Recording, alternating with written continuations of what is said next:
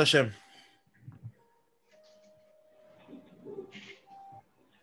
Alors, Bezrat Hashem, Shavua Tov à tout le monde. On va essayer aujourd'hui de faire le daf Lamed Vav de Masechet Yoma. On en était en bas à la Mishnah. Vous vous rappelez, on a terminé vendredi avec l'histoire de Hillel, Hillel Mechaev et Ta'anim, Elazar Mechaev et Ashirim, Yosef Mechaev et Reshaim. Donc voilà, donc là on avait terminé sur ça. Maintenant, la prochaine Mishnah qui continue à nous parler du Seder de Yom Kippour, mais là cette fois-ci on va vraiment rentrer dans le vif du sujet et vraiment dans la avoda de Yom Kippour, des choses qui sont vraiment spécifiques à Yom Kippour et donc pas des choses comme jusqu'à maintenant on avait parlé du Korban Tamid. Le Korban Tamid il y a tous les jours, mais là maintenant ça va vraiment être les choses qui concernent vraiment Yom Kippour. Nous dit la Mishnah. Donc la Medhe Amoudbet, la Mishnah en bas. Ba lo etzel paro. Donc maintenant on sait que dans la avoda de Yom Kippour, le Kohen Gadol il doit faire, à part le SeirAmishtaleach et le Seir Lachem, il y a aussi un par Khatat qui fait pour lui, sur lequel il va faire le vidouille pour lui et pour tout la famille des Kohanim. Alors là, ça commence avec son par, donc c'est le veau, hein. Balo etzel paro, son taureau, quoi, comment on appelle ça, ouais, le bœuf, son bœuf. Balo etzel paro, pour faire justement la première partie qui va être le vidouille avant de faire la shrita de ce par, de ce bœuf, il va devoir faire le vidouille. Alors ça, on va voir exactement ça va être quoi le texte du vidouille, hein. On connaît en général, c'est ce qu'on lit dans le Moussaf de Yom Kippour, ce que Shader Sibour lit dans le Moussaf de Yom Kippour. Voilà, donc là on va voir un petit peu tout le seder de la voda. Ou paro aya omed ben ulam vela misbeach. Son par, il le tenait entre le Oulam, donc qui est l'entrée du grand bâtiment dans lequel il y avait le Echal et le Kodesh HaKodashim. Donc c'était entre ce bâtiment-là et le Misbeach. Sachant qu'on parle quand même de Kodesh Kodashim, et les Kodesh Kodashim, la Shrita, elle doit être faite au nord. Donc il fallait que ce soit fait à une partie qui soit en même temps au nord, mais en même temps entre le Misbeach et le Oulam. Alors, on va voir juste après dans la Gemara, qu'est-ce qu'on appelle exactement le nord, le Tzafon par rapport au halachot de la Shrita des Korban Kodesh Kodashim. Parce qu'on va voir qu'il y a plusieurs avis sur ça. En tout cas, nous dit la Gemara, quand on le prenait, on le mettait là-bas, le par. Ensuite, bon, pour l'instant, on n'a pas encore parlé de Shrita, mais on verra juste après. Ensuite, Rocho, la Darom, ou Panav, les Maharav. On mettait sa tête vers le sud. Ça veut dire qu'en fait, il était disposé. On sait que le sud, c'est le côté où il y a la pente du Misbéar par là-bas. Donc, on mettait la tête qui allait par là-bas et donc l'arrière qui allait vers le nord, là où il y a les tabarot, là où normalement on fait les shritot. Et il prenait la tête et il lui pliait la tête pour que la tête soit tournée vers le Echal. Donc, c'est-à-dire qu'en fait, la BMA, elle se tient du nord au sud, mais on prenait la tête et on la déplaçait pour qu'elle voie vers le Maharav. Comme on va expliquer juste après plus loin, on va voir que finalement la bête, il faut qu'elle voie le Maharav. Et le Kohen Gadol, il se mettait derrière elle. Donc lui, il se mettait plus du côté Mizrach. Il se mettait derrière. Et Somer Shete Yadav, Alav ou Mitvade. Il allait appuyer ses mains sur la tête de la BM du par. Et il allait faire le vidouille. Veka Chaya Omer. Et voici le texte du vidouille qu'il allait faire. Ana Hashem. Donc, on va voir que le vidouille il devait être obligatoirement fait avec ces deux termes-là, le terme de Anna et le terme de Hachem. On verra plus tard dans la Gemara. Donc, regardez comment il dit le Nusach. Aviti, Pashati, Khatati, Lefanecha. Le son, il est un peu. Je ne sais pas si c'est pour tout le monde. Le son, il est un peu Rabbi Shmuel. Je ne sais pas si c'est que moi ou quoi. Peut-être que c'est que moi. Hein. Je ne sais pas. Non, c'est validé. Moi aussi, j'entends mal. Là. Ouais, ça bloque un peu. Ça doit être la connexion qui doit pas être top alors. Bon, non, en général, il y a des hauts, il y a des bas dans la connexion, donc bon, une seconde. Ouais, c'est la connexion, parce que c'est haché. C'est haché. C'est haché? Ouais. Une seconde, je vais voir ce que je peux faire. Ouais. Désolé, deux secondes. Voilà.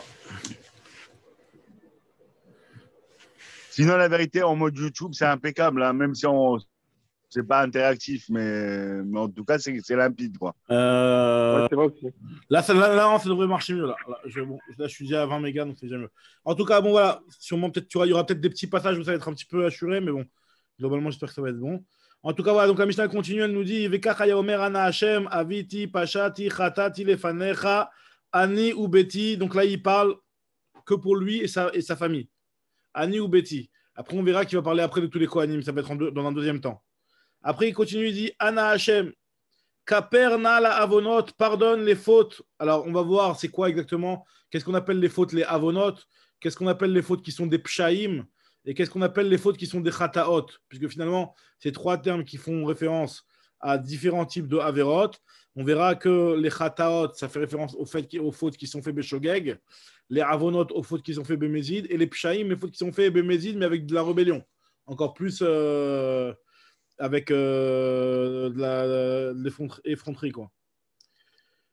Continue la Mishnah et elle nous dit Kaperna lavonot lapshaim lachataim shaviti veshepashati veshechatati lefanechani ubeti kakatuv batora, comme c'est marqué dans la Torah que le jour de Yom Kippour tu pardonnes ki bayom ave yechaper vechule. Donc on connaît le pasuk yechaper alechem eter etchem mikol chatotechem lifnei Hashem. Il y avait lifnei Hashem, il disait le Shema meforash titharu. Et la Mishnah nous dit que les Kohanim répondaient quand ils entendaient le Shema Meforash Ve'en onim acharav baruch shem kevod malchuto leolam vaed. Voilà, donc eux ils répondaient baruch shem kevod malchuto leolam vaed. Très bien, ça c'est la Mishnah. Maintenant, la Gemara nous dit, donc comme je vous ai dit, on va reprendre le premier point de la Mishnah où on avait dit... Quand tu dis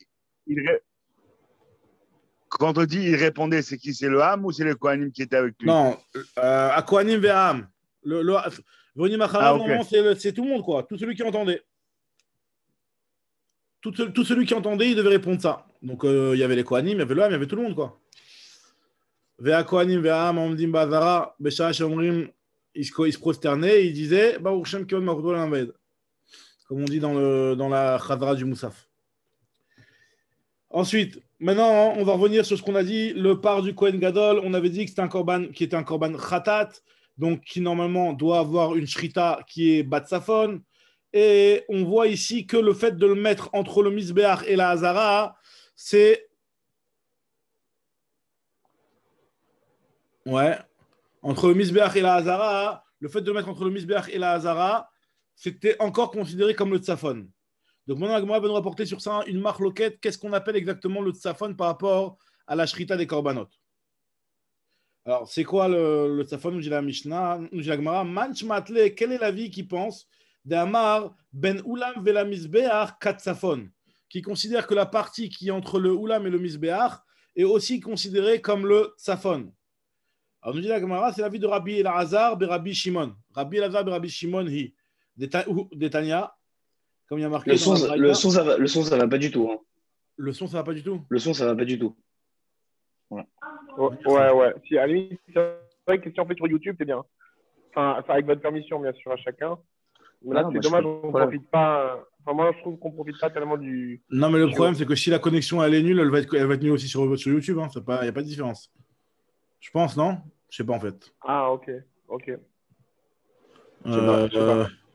Une seconde. Faut demander à Arié. En tout cas, moi, quand je vous ai suivi à Eilat, là, quand j'étais pendant une semaine à Eilat, ouais. Sur YouTube, c'est un.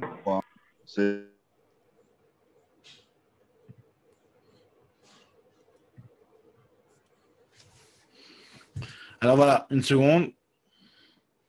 Normalement, j'ai changé de... Vous m'entendez là?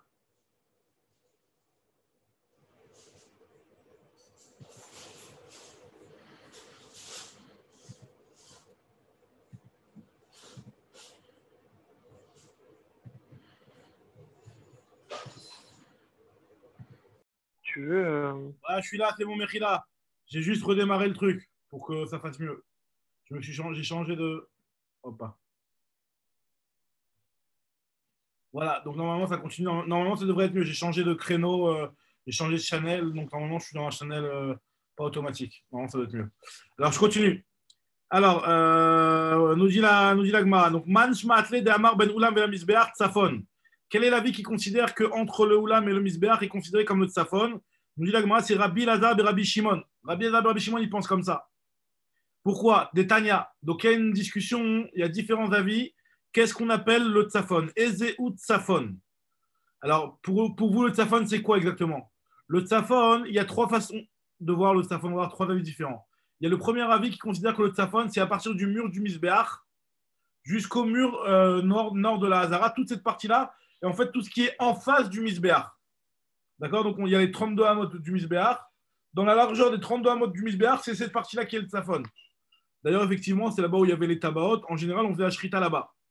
Mais maintenant, est-ce qu'on pouvait faire la shrita sur les côtés? À savoir, sur le côté entre le Oulam et le Misbéach, ou sur l'autre côté, en bas où il y avait les Kohanim et le Ham?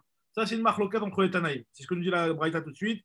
Alors, nous dit la Braïta, Ezeu Tzafon, qu'est-ce qu'on appelle le Tzafon? Mikir Shel Misbéach Tzafoni, vers le côté la Hazara, à partir du mur nord jusqu'au mur du mur nord du Misbéach jusqu'au mur nord de la Hazara, enfin jusqu'au mur de la Hazara, à côté de la Hazara. Ou Keneged Kol Misbéach Kulo Tzafon, dit vrai Rabbi Yossi, Rabbi Yehuda. Tout ce qui est en face du Misbéach, donc cette partie-là, elle s'appelle le Tzafon. Vous m'entendez là? C'est bon? Ouais. Ouais, c'est mieux là, c'est mieux. Alors, dit vrai Rabbi Yossi, Rabbi Yehuda.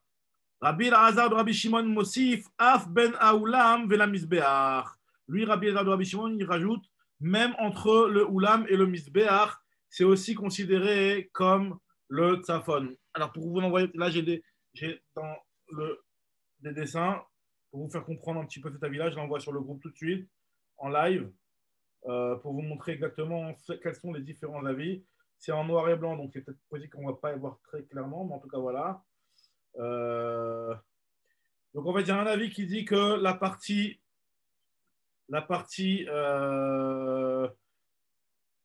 voilà, il y a un avis qui dit que seulement la partie qui est en face du Misbéach qui est considérée comme Tzafon. Il y a un autre avis qui considère que même la partie qui est entre le Oulam et le Misbéach. Si vous voyez dans les 4 dessins que j'ai envoyés, il y a le dessin le plus en haut à droite, c'est le premier avis de Rabbi Yossi de Rabbi Yehuda qui considère la partie qui est un petit peu grisée, c'est cette partie-là qui est considérée comme le Tzafon. Depuis le mur nord du Misbéach jusqu'au kotel de la Hazara, toute cette partie-là elle est considérée comme le Tzafon. L'avis de Rabbi Elazar de Rabbi Shimon, et d'ailleurs c'est l'auteur de notre Mishnah, il pense comme ça, puisqu'il dit qu'on se met à cet endroit-là pour faire le vidouille du par, et donc pour faire la shrita qui allait être enchaînée. Donc, c'est la partie qui est entre le Oulam et le Misbéach. C'est la partie qui est grisée, si vous voyez la différence, celle qui est plus vers le haut, en fait, plus vers le haut vers le Maharav, en fait, par rapport au dessin. Et il y a un autre avis qui est l'avis de Rabbi, qui lui pense que même la partie en bas, hein, c'est-à-dire la partie où il y a les Kohanim et le Ham qui se tiennent, même cette partie-là, à partir du moment où elle est dans le côté nord de la Hazara, ça s'appelle aussi le Tzafon. Voilà. Ça, ce sont les 3 avis concernant qu'est-ce qu'on appelle le Tzafon. Alors, continue donc la Gemara nous dit que l'avis de l'auteur de notre Mishnah, c'est au moins Rabbi Elazar ben Yaakov. Rabbi Elazar ben Rabbi Shimon, Rabbi Elazar ben Rabbi Shimon. Donc, je reprends dans les mots. Rabbi Elazar ben Rabbi Shimon Mosif, Af ben Aoulam ve Misbéach, Rabbi Mosif, Af makom drisat raglei Kohanim, ve Af makom drisat raglei Israël. Même l'endroit où les Kohanim marchent et même l'endroit où le Ham Israël marche, donc là, c'est la partie qui est plus en bas, donc le 3e dessin là-bas, et ben, même cette partie-là, elle est aussi considérée comme le Tzafon. Aval ben mina khalifot velifnim akol modim chez Pasoul.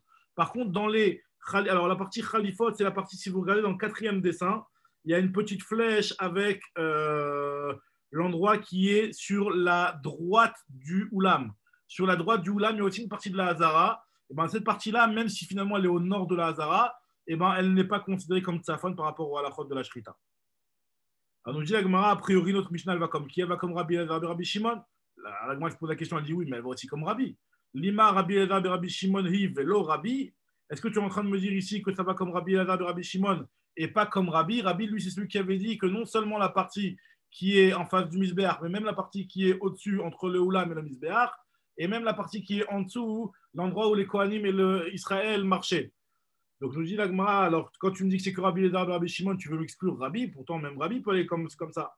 Lima Rabbi, Lima Rabbi Lézar, Rabbi Shimon, velo Rabbi. C'est pour ça que l'Agmara te dit non.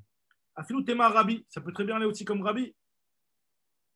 Ça peut aussi aller très bien comme l'avis de Rabbi. Donc là, il y a un petit Aleph qui rajoute Ashta Rabbi, Ad Rabbi Yossib, Rabbi Yehuda Mosif. Parce que maintenant, Rabbi, lui, il rajoute sur l'avis de Rabbi Yossib, Rabbi Yehuda. À savoir que Rabbi Yossib, Rabbi Yehuda, lui, il avait dit que non seulement la partie qui est en face du Misbeach, mais même Rabbi vient te dire que même la partie qui est en dessous. Et Ad Rabbi, Eladar, Rabbi Shimon, l'Homosif, il a aussi, Rabbi, lui, vient aussi rajouter sur l'avis de Rabbi Eladar, Rabbi Shimon. Rabbi Shimon, lui, quand il avait dit que tu mettais et que tu cachérisais pour être considéré comme le tzafon, aussi la partie qui est entre le Oulam et le Misbeach, Rabbi, c'est en se basant sur cet avis-là qui vient et il rajoute aussi la partie en bas. Mais il est d'accord que la partie d'en haut est aussi valable. Donc, nous dit Agma, Anan Achikamrina. En fait, nous, ce qu'on veut te dire, quand on veut dire que c'est sûr qu'en fait, Rabbi, lui, considère que Ben Aoulam vers Misbeach, c'est considéré comme tzafon. Maintenant, nous, ce qu'on a voulu te prouver et te dire, c'est juste de te dire que si c'est Rabbi, si c'est vraiment Rabbi, alors pourquoi le par, on le met forcément là-bas? Nukme Bekula Hazara. Le par, on peut le mettre n'importe où dans la Hazara. Pourquoi on le mettait spécialement entre le Oulam et le Misbeach?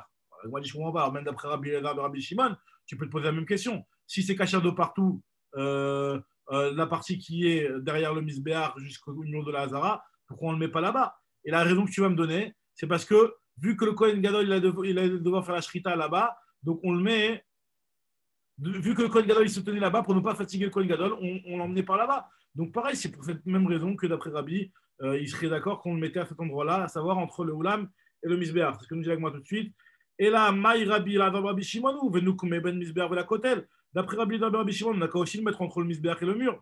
Alors tu vas m'expliquer que pour quelle raison, Bémet, on le mettait entre le Misbeach et le Oulam. Et la Maït Lechalememar, Mishum Khulsha des Kohen Gadol, à cause de la fatigue, la faiblesse du Kohen Gadol, pour ne pas avoir. On sait très bien que le Kohen Gadol, il va devoir beaucoup travailler et prendre le sang, après le jeter sur le Misbeach et tout ça. Donc il y a du boulot à faire. Si tu le mettais complètement à l'opposé de la Hazara, il allait encore devoir marcher des mètres et des hamotes et des hamotes en plus, à cause de la faiblesse du Kohen Gadol, pour ne pas affaiblir le Kohen Gadol qui avait déjà beaucoup de travail, à part ça, le jour de Yom Kippour. C'est pour ça qu'on le mettait le plus proche possible du Misbeach, de telle sorte à ce qu'il puisse faire la Zrika le plus rapidement possible. À Mishum Khulsha des Kohen Gadol, les Rabbinami, d'après Rabbi aussi, on va répondre, on va expliquer que notre Mishnah peut très bien aller comme Rabbi. Et la raison pour laquelle on mettait, et on demandait au Kohen Gadol de se mettre là-bas pour faire le vidouille de son part, c'est Mishum Khulsha des Kohen Gadol, pour ne pas affaiblir le Kohen Gadol. Très bien. Donc maintenant, la Gemara reprend ce qu'on a dit dans la Mishnah, où on a dit qu'on mettait la tête du par vers le sud, et on le met la tête vers le sud, et on prenait sa tête et on la pliait vers le Maharav. D'accord? Alors nous dit la Gemara, Echi Mashkachatla. Comment c'est possible que d'un côté tu mets le visage vers le Maharav et la tête elle est vers le sud? Normalement, si la tête elle est vers le sud, le visage, le panav, il est aussi vers le Maharav. Alors la Gemara elle explique comme ce que je vous l'ai dit, c'est qu'on pliait la tête. Et Rimashkachatla, Maharav be'okem et rocho. Parce qu'on pliait la tête de la bête pour que la tête elle soit vers le Maharav. Alors la Gemara dit si vraiment tu es intéressé à ce que le par il ait sa tête vers le Maharav, alors mets-le directement entre le Mizrach et le Maharav. Pourquoi tu le mets entre le Tzafon et le Darom et tu plies la tête? Mets-le directement entre le Maharav, Mizrach et Maharav. Alors dit la Gemara, non, parce que Xera, Shema, Yarbitz Glalim, de peur que le par, au moment où on allait lui faire le vidouille, il allait avoir des excréments, donc il allait faire ses besoins. Et donc, s'il est entre le Tzafon et le Darom, comme on avait dit, comme la Mishnah nous dit, ça va, c'est pas grave. Les excréments, ils vont être évacués vers le Tzafon.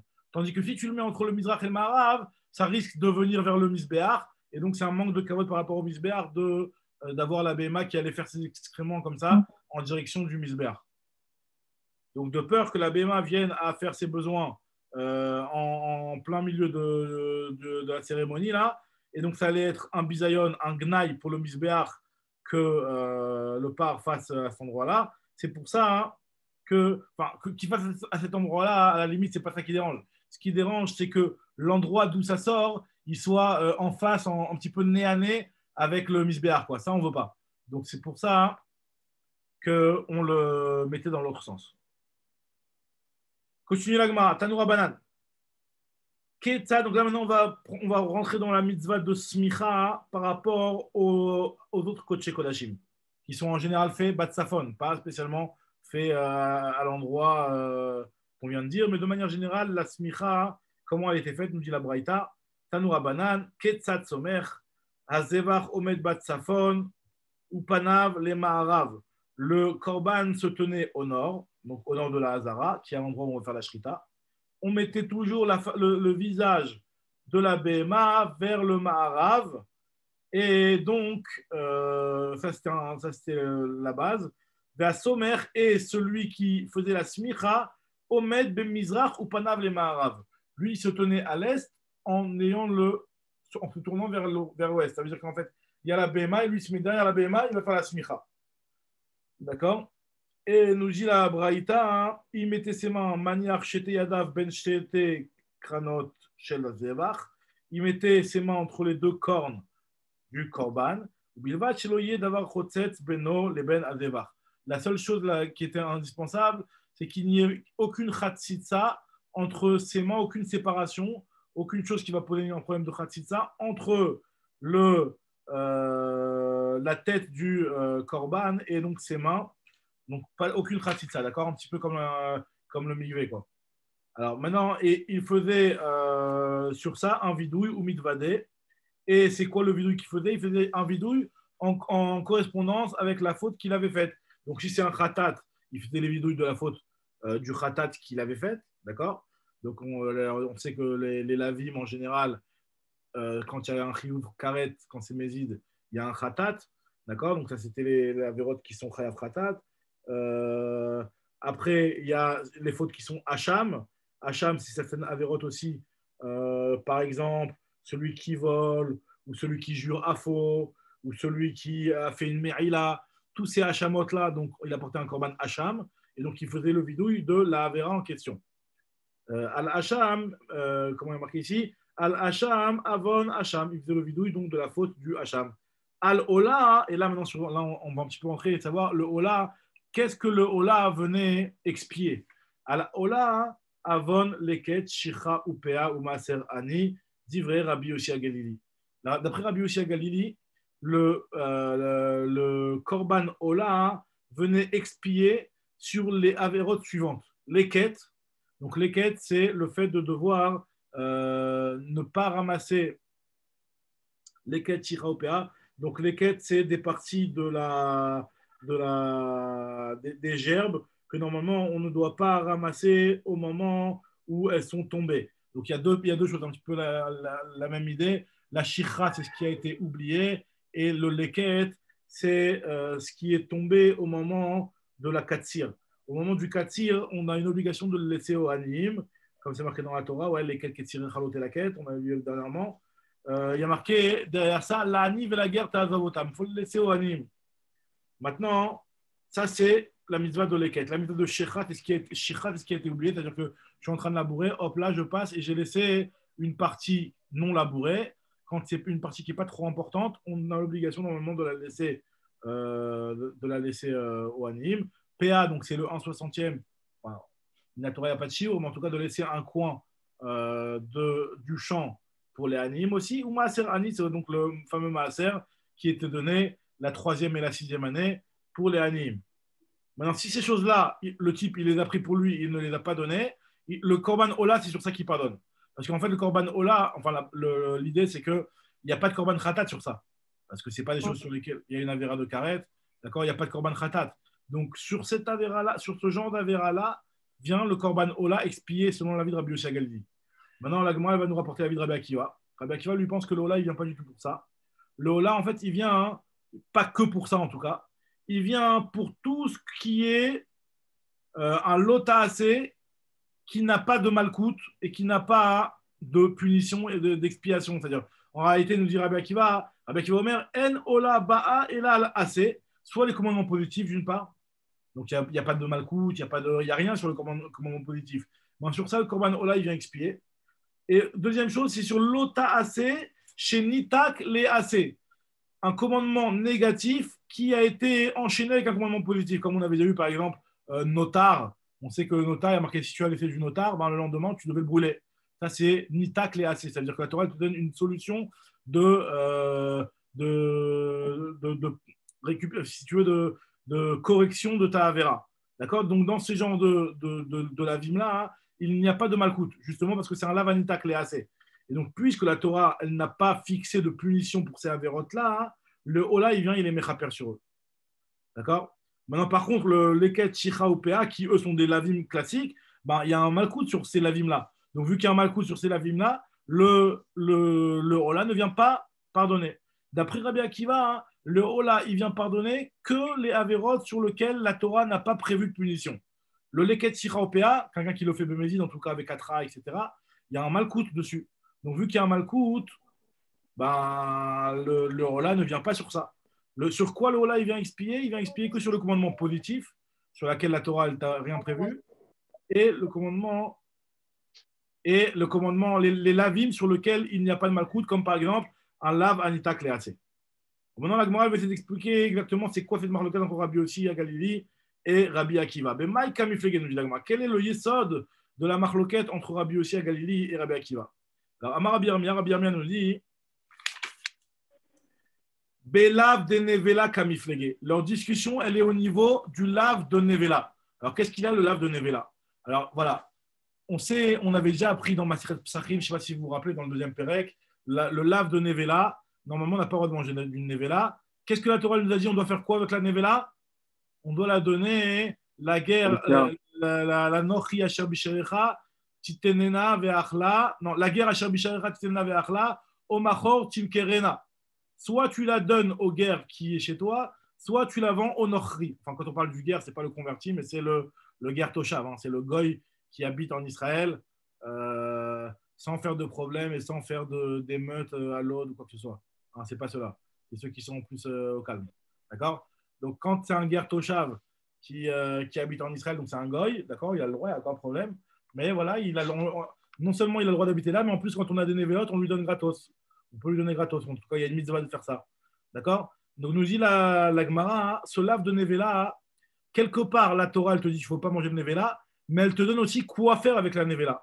Ça ressemble un petit peu, quelque part, au lave Anita Klease, à la seule différence, qui est une différence primordiale, mais qui est que finalement, ce n'est pas une récupération de la Avera, puisque finalement, c'est soit tu donnes, tu la donnes, soit tu l'as mangé. Et donc, auquel cas, si tu l'as mangé, ben, finalement, tu ne vas pas plus pouvoir la donner au goy. Ou soit tu vas la donner au goy. D'accord. Mais quelque part, la Torah, elle t'a quand même donné une possibilité et quoi faire. Elle t'a donné un AC qui accompagne le lave. Maintenant, est-ce que quand il y a un AC qui accompagne le lave, mais qui n'est pas un AC qui est réparateur du lave, est-ce que c'est considéré comme un lave anitaklé AC pour rendre patour de malcoute? Alors, nous dit la Gemara, c'est ça la marloquette entre Rabbi Yossi à Galilée et Rabbi Akiva. Parce qu'en réalité, pour le leket shira opéa, c'est un petit peu la même idée. La Torah, elle t'a dit, le leket shira opéa, tu ne devras pas le ramasser. Par contre, la haniv et la guerre ta'azavotam, tu devras le laisser aux pauvres. Donc, c'est un lave qui est accompagné par un AC. Mais le AC, ce n'est pas un AC qui est une correction du lave, mais c'est ce que la Torah te dit, au lieu de faire le lave, fais ça. Donne-le au hani. Donc, est-ce que quelque chose, un truc pareil, c'est considéré quelque part comme un lave anita AC ou pas? D'après Rabbi Yossi Galili, il te dira que oui. Donc, vu que c'est considéré comme un AC, il n'y a pas de malcoute. Donc, s'il n'y a pas de malcoute, ben, tu peux dire que là, il vient pardonner ça. Tandis que d'après Rabbi Akiva, il te dit non, pas du tout. Le lave anita classé, c'est seulement le lave anita classé où il y a le AC qui va venir corriger le lave. Mais pas dans le cas où le AC, finalement, c'est juste ce que la Torah va me demander de faire au lieu de transgresser le lave. Dans le cas où le lave, il ne corrige pas le AC. Ouais. L'exemple, l'exemple, c'est comme on dit, le Ken, là. Les Ken Shicha Opéa ou Nevela. Les Ken Shicha Opéa ou Nevela. La Torah, elle te dit, tu ne mangeras pas de Nevela, mais par contre, tu la donneras au goy. Ok, maintenant, un exemple là, c'est pour la correction. C'est pour le. Ok. Mais maintenant, un type d'exemple où, en fin de compte, le lave, ce n'est pas une correction, Bah non, mais là, les exemples de Nevela, c'est pas une correction là-bas. C'est pas une Oui. correction. La Torah, elle te dit, Nevela, faut pas la manger. Alors, faut faire quoi à la place? Faut la donner aux guerres ou la vendre au goy. Donc, c'est pas une D'accord. correction, parce que C'est pas si une tu vas, correction, ouais. si tu vas la vendre Ouais, au goy, ouais. c'est que tu l'as pas mangé, la Nevela. Y a Ouais, pas de ouais, bien correction. sûr, ouais. Ouais. La correction, c'est quand on te dit, ne vole pas, si tu voles, tu rends ce que tu as volé. Ne laisse pas de notard, si tu as laissé, tu brûles. Là, c'est une correction. Ouais. D'accord? Maintenant, regardez dans les mots d'Agmara. Alors, Belav de Nevela comme Iflagé. Rabbi Akiva Savar, Lav Maaliyahu. Rabbi Akiva, il considère que le lave de Nevela, c'est un vrai lave. C'est pas du tout un lave Anita Cléacé. Il y a un malcoute et tout ce qui va, tout ce qui s'ensuit. Donc, c'est pour ça que le Ola, il vient pas sur ce genre de lave-là. Le Ola, il vient pas sur le Leket Shicha Opea qui ressemble en fait au lave de Nevela. Rabbi Shia Galili Savar, Lav Maaliyahu. C'est pas un vrai lave, puisqu'il a aussi un AC qui l'accompagne. Abaye Amar lui te dit non. Abaye Amar, Dekoulal Maal, lave de Nevela, lave Maaliyahu. D'après tout le monde, le lave de Nevela, c'est un vrai lave. Il y a un malcoute, il n'y a pas de question sur ça. La marloquette ici, il y a Beta'azov kamiflagé. Ici, il y a marqué l'ani de la guerre, Ta'azov otam. Des Rabbi Akiva savoir Ta'azov meikara mashma. D'après Rabbi Akiva, le mot Ta'azov, c'est l'exploiteur te dit le leket, tu ne devras pas le ramasser, mais tu devras le laisser. Donc, meikara, à la base, on te demande, au lieu de venir le ramasser, ben, tu dois le laisser. Donc, c'est pour ça que le Ta'azov, Vadaï qui ne vient pas corriger le fait que si quelqu'un aurait ramassé. Tandis que Rabbi Shagali comprend le mot Ta'azov, que le mot Ta'azov vient te dire si jamais tu as ramassé le Leket Shira Opea, à ce moment-là, Ta'azov, tu devras le laisser au Anim. Et effectivement, donc là, on rentre dans la catégorie de la Vanita Cléacée. Et donc, c'est pour ça que Rabbi Yossi Galili, il te dit que le Ola peut venir pardonner sur cette faute-là. Et Rabbi Yossi Galili, ça va, Ashta, Mashma, c'est pour maintenant, c'est-à-dire que maintenant, si jamais tu as ramassé, alors que tu n'aurais pas dû le ramasser, et ben la Haniv et la guerre, tu devras le laisser au Haniv. Maintenant, on va rentrer dans le texte même du vidouille que le Kohen faisait sur son part. On nous dit l'agma, Tanoura Banan, Ketzad Mitvade, quel était le texte du vidouille? Alors, c'était le texte suivant, comme on a vu dans la Mishnah. Aviti, Pashati, Khatati. Il commençait par quoi? Il commençait par Aviti. J'ai fauté, Bémézid. Pashati, j'ai fauté en me rebellant, en rébellion. Vechatati, j'ai fauté, Beshogeg. Vechen Beseira Mishtaléar, pareil aussi pour le Seira Mishtaléar, pour le bouc émissaire. On faisait, ou Omer, Veitvada alav et kol avonot bene Israël, vet kol pishayem, lechol chatotam. Le passage qui nous dit clairement aussi le même ordre, puisqu'il nous dit que Veitvada, il fera un vidouille. Et kol avonot, premièrement, avonot. Deuxièmement, vet kol pishayem, pécha. Troisièmement, lechol chatotam. Très bien. Vechen be Moshe ou Omer, pareil, Moshe, quand il a dit pour demander le pardon pour le peuple, il a dit Nose avon va fesha v'hata'a. Toi, Dieu, qui est celui qui expie les fautes, les avon, pécha et après hata'a. Donc, c'est bien cet ordre-là, comme on vient de voir dans notre Mishnah et dans la Braïta, qui est marqué dans les deux psukim qu'on vient de citer, à savoir avon, pécha, chet. Je dis la mais c'est pas logique. Divrei Rabbi Meir. Chachamim Omrim, dit moi je comprends pas. C'est quoi les avonot? Avonot et louaz donot. Avonot, c'est une avéra qui a été faite Bémézid. Pshaim, Vechen ou Omer, comme ça c'est marqué dans le passage, Mechila. Ikaret, tikaret, anefeshaï, avonaba. Elle sera chayav karet, l'âme qui a fait telle avéra. Là-bas, on parle de quoi? Je ne sais pas si on parle de chelev ou de dame. Je ne sais pas exactement de quoi on parle là-bas. C'est quoi le passage de Mechila? Ok, non, c'est pas marqué ici. En tout cas, voilà, donc il y a marqué une personne qui a fait une avéra, il est chayav karet, avonaba, donc avon. Il y a le mot avon sur quelqu'un qui a fait bémézid, puisque là-bas on parle de chiyuv karet, donc il a fait bémézid. Donc il a fait bémézid et on appelle ça un avon. Ça, c'est ce que nous dit Chachamim. Ensuite, nous dit Chachamim, Pshaim, c'est quoi le pécha? Pécha, c'est mered, c'est la rébellion. Elou amradim. Vechen Omer, Melech Moav, Pachabi, un passage qui nous dit que le roi de Moav, Pacha, il s'est rebellé contre moi. Donc le mot Pécha, ça fait référence à une avéra qui est faite dans un esprit de rébellion. Ve Omer, il y a aussi un autre passage qui nous dit Astifcha, comment c'est marqué? Mechila, le He, c'est quoi ça? Il y a marqué dans le passage, c'est un passage dans Melachim, Vaifcha Edom, מתחת יד יהודה עד היום הזה, אז tifsha livna baet haï. Donc pareil, le mot tifsha, là-bas, c'est dans le sens de la rébellion. Donc dit, continue la Gemara et elle nous dit Veomer az tifsha livna baet haï, lechol chatotam, c'est quoi le mot chet? Chet, ça fait référence à quoi? Ça fait référence à Elouach Gagot, ça fait référence au Shogeg. Le mochet, c'est toujours le shogeg. Donc maintenant, moi, je pose la question, elle dit, je ne comprends pas. Alors l'ordre, il est plus compréhensible maintenant. Mais achar chez Itvada al-Avedonot va la Meradim.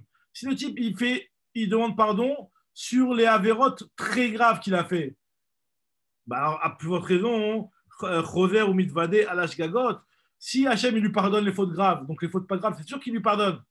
Donc, c'est quoi cet ordre-là? Et là, Kachayam Mitvade nous dit que le vidou, il n'était pas comme ça, il était dans un autre seder. Kachayam Mitvade, Chatati Aviti Pachati. On commence d'abord par Chet. Chet, c'est Beshogeg. On demande à Hachem, pardonne-nous le Shogeg. Et après, on dit, et s'il te plaît, pardonne-nous aussi le Mézid. Chatati Aviti Pachati Lefanecha. Ani ou Beti Lechoulé. David Omer, et on a déjà trouvé aussi que David il a utilisé aussi ce céder-là, cet ordre-là, puisqu'il a marqué Chatanu im avotenu et vinu virshanu. Shlomo Omer, pareil, dans Shlomo il a marqué aussi pareil. Chatanu, en premier le mot Chet. Daniel Omer, Chatanu et vinu virshanu, ou maradnu. Et là, Maou Omer, alors c'est quoi ce que Moshe Rabbeinu il a employé un autre céder? Et là, Maou Shamar Moshe Nose Avon Vafesha de Chata'a. Amar Moshe Lifna Kadosh Baruch Hu, Moshe dit devant Kadosh Baruch Hu, Ribono shel olam, besha'a she Israël chot'im lefanecha ve'osim teshuva. Dès que les Bnei Israël vont commencer après avoir fauté devant toi, à faire une teshuva, assez la ems donot kishgagot. Ne leur considère pas les fautes zadon comme des fautes si graves que ça. Considère les édonotes comme des shigagot, comme du shogeg, pour leur pardonner plus facilement. Amar Abba bar Shmuel Amarav alacha kedivre chachamim. L'alacha est comme chachamim, mais c'est comme ça qu'on fait. Chatati aviti pashati, pas aviti pashati chatati. L'agma dit c'est pas chout. Yachid verabim alacha kirabim. Qu'est-ce que tu veux nous préciser ici? Shita yachid verabim alacha kirabim. Nous dit l'agma maoudet tema. Qu'est-ce que tu aurais peut-être pu croire que mistaber le ta'am de Rabbi, le ta'am qu'on avait rapporté de Rabbi Meir, parce que lui, il a un pasouk de Moshe qui va dans son sens-là. Maoud Tema, Mistaber Tame de Rabbi Meir, de Kamesaya Lekra, il y a un pasouk qui va l'aider, le pasouk de Moshe, Ikra de Moshe, Kamashmalan, Aoud Nachit Kamashmalan. Kamashmalan, que ce pasouk-là, finalement, on peut comprendre comme ce qu'on a dit. Il dit la Gemara, Aoud Nachit Kame de Rabba, il y en avait un qui est descendu devant Rabba, qui a fait le Chazan, il a fait comme Rabbi Meir. Vavad ki Rabbi Meir. Amarle Shavak Tarabanan, Vavad ki Rabbi Meir, tu as laissé tomber Rabbanan pour faire comme Rabbi Meir, donc commencer par Aviti Pachati. Amarle ki Rabbi Meir Zvirali, Kedirti Voraita de Moshe. Il m'a dit, moi, tu penses comme Rabbi Meir parce que c'est comme ça que c'est marqué dans le Chumash. C'est comme ça que Moshe il a dit Avon va fesha vechata'a. Très bien. Donc voilà, bon, je pense qu'on va s'arrêter. On reprend Bezrat Hashem demain au Tenour Rabbanan au 2 points Bezrat Hashem. Allez, si tu veux. Salut.